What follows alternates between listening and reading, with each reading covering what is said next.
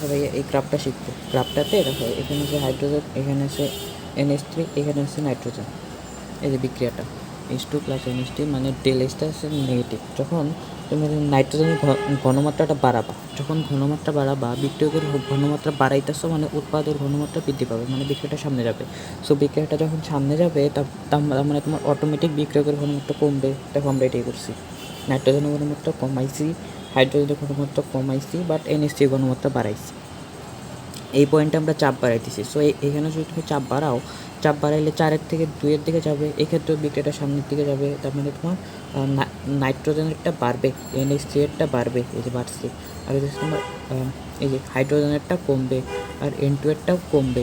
আর এখানে যখন তাপমাত্রা বাড়াবা, দেখো প্লাস মাইনাসে মাইনাস, মাইনাস মানে হইতেছে তাপমাত্রা বাড়াইতেছো, মাইনাস প্লাস মানে মাইনাস। সো এটা পিছনে যাইতেছে, পিছনের দিকে গেলে এইটুকুর ঘনমাত্রা বৃদ্ধি পাবে, নাইট্রোজেন আর হাইড্রোজেনের ঘনমাত্রাটা বৃদ্ধি পাবে, আর NH3-এরটা কমবে। তো কমছে, হাইড্রোজেনেরটা বাড়ছে, আর N2-এরটা বাড়ছে।